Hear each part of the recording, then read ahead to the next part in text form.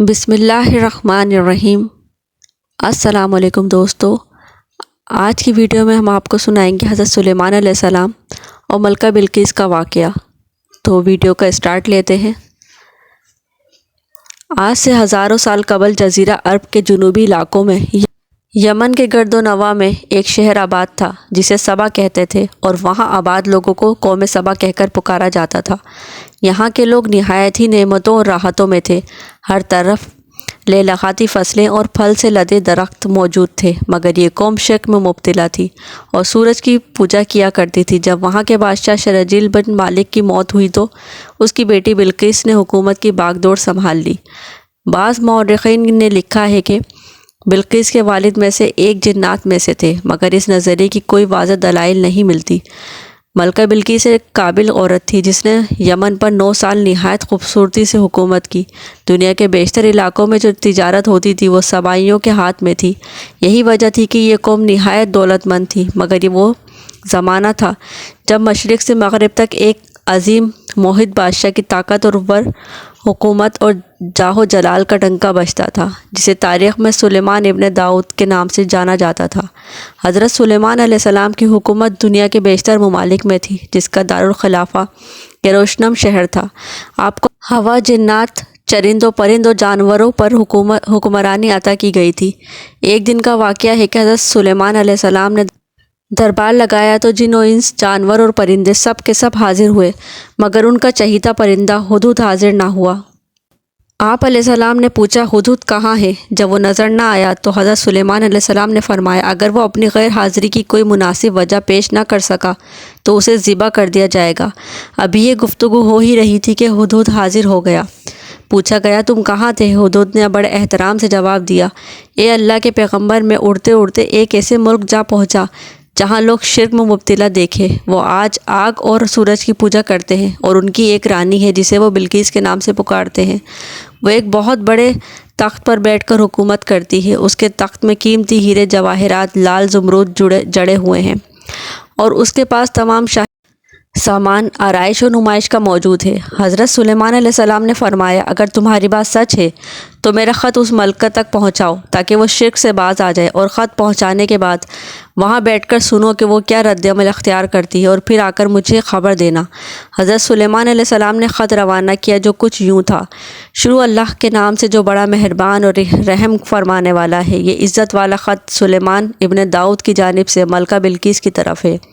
جو ہدایت کی پیروی کرے اس کے لیے سلام ہے۔ مجھ پر غلبے کی خواہش نہ کرو، میرے مقابلے میں سرکشی اختیار نہ کرو، بلکہ فرما بردار اور مطیع ہو کر میرے پاس آ جاؤ۔ یہ خط دراصل ملکہ سبا اور اس کی قوم کی طرف دعوت اسلام تھی۔ ہدہد نے یہ خط لے جا کر ملکہ بلقیس کی گود میں گرا دیا۔ ملکہ کے دربار میں اس وقت 300 کے قریب افراد بیٹھے ہوئے تھے۔ انہوں نے جب یہ خط پڑھا تو طیش میں آ گئے اور کہا کہ یہ ہماری توہین ہے، ہمیں اس کا سخت جواب دینا چاہیے۔ مگر ملکہ بہت سمجھدار تھی، اس نے ان کو سمجھایا کہ خط سے پتہ چلتا ہے کہ یہ کوئی عام شخص نہیں، خدا کا کوئی پیغمبر ہے، لہٰذا ہمیں حکمت سے کام لینا چاہیے۔ اس نے کہا کہ حضرت سلیمان علیہ السلام کی طرف ایک تحفہ بھیجتی ہوں، اگر انہوں نے قبول کر لیا تو وہ بادشاہ ہیں، میں ان سے جنگ کروں گی، لیکن اگر انہوں نے تحفہ قبول نہ کیا تو میں اس کی پیروی کروں گی کیونکہ وہ نبی ہیں۔ ہدہد یہ ساری گفتگو سن رہا تھا۔ اس نے آ کر حضرت سلیمان علیہ السلام کو یہ ساری بات بتا دی۔ حضرت سلیمان علیہ السلام نے جنات کو حکم دیا کہ شہر میں داخل ہونے والے راستے پر سونے چاندی کی اینٹوں کا فرش بچھا دیا جائے۔ راستے کے دونوں جانب سونے کی عجیب بالخلقت جانور کھڑے کر دیے جائیں۔ وزراء اور امراء سلطنت کی تمام کرسیوں کو سونے کا کر دیا جائے۔ دربار کو ہیرے جواہرات سے مزین کیا جائے۔ ادھر بلقیس نے حضرت سلیمان علیہ السلام کے لیے تحائف روانہ کیے، جن میں سونے کی اینٹیں، جواہرات، غلام، کنیزیں اور ملکہ کا ایک خط بھی تھا۔ جب یہ تمام تحائف لے کر قاصد حضرت سلیمان علیہ السلام کے دربار میں پہنچے تو انہوں نے وہ سب دیکھا تو شرمندہ ہوئے۔ حضرت سلیمان علیہ السلام نے ملکہ کے قاصدوں سے کہا، کیا تم لوگ مال سے میری مدد کرنا چاہتے ہو؟ مگر دیکھ لو، جو کچھ اللہ نے مجھے دے رکھا ہے وہ اس سے بھی زیادہ ہے جو تمہیں دیا ہے، لہٰذا تمہارا تحفہ تمہیں مبارک ہو۔ اب تم اپنے تحائف کے ساتھ واپس جاؤ اور اپنی ملکہ سے کہنا کہ ہمارا انتظار کرے، ہم ایک زبردست لشکر لے کر آئیں گے۔ جب یہ خبر ملکہ بلقیس کو پہنچی تو وہ سمجھ گئی کہ واقعی یہ اللہ کے نبی ہیں، لہٰذا اس نے جنگ کے بجائے حضرت سلیمان علیہ السلام کے دربار میں حاضر ہو کر اپنی اطاعت کا یقین دلانے کا فیصلہ کیا۔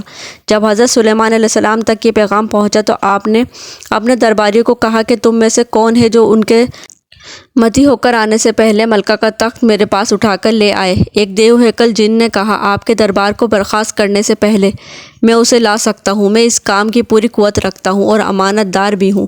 پھر ایک اور شخص جس کے پاس کتاب کا علم بھی تھا، اس نے کہا، میں یہ تخت آپ کو آپ کے پلک جھپکنے سے پہلے ہی لا دوں گا۔ پھر حضرت سلیمان علیہ السلام نے اس تخت کو اپنے پاس رکھا ہوا دیکھا تو پکار اٹھے، یہ میرے پروردگار کا فضل ہے تاکہ وہ مجھے آزمائے گا کہ میں شکر ادا کرتا ہوں یا ناشکری، اور جو شکر کرتا ہے اس کا شکر اس کے اپنے لیے ہی مفید ہے، اور اگر کوئی ناشکری کرے تو میرا پروردگار بے نیاز ہے اور اپنی ذات میں بزرگ و برتر ہے۔ مفسرین کے مطابق وہ شخص حضرت سلیمان علیہ السلام کا کوئی دوست تھا جس کا نام آصف ابن برسیہ بتایا جاتا ہے، اور بعض نے لکھا ہے وہ آپ علیہ السلام کا خالہ زاد بھائی تھا۔ کہا جاتا ہے کہ اس تخت کی لمبائی 80 ہاتھ، عرض 40 ہاتھ اور اونچائی 30 ہاتھ تھی، اور اس میں موتی، سرخ، یاقوت، سبز نور جڑے ہوئے تھے۔ حضرت سلیمان علیہ السلام نے اس تخت میں رد و بدل کر دیا اور اسے پہلے سے بھی زیادہ بہتر بنا دیا۔ جب ملکہ بلقیس حضرت سلیمان علیہ السلام کے دربار میں حاضر ہوئی تو پوچھا، کیا تمہارا تخت بھی اسی طرح کا ہے؟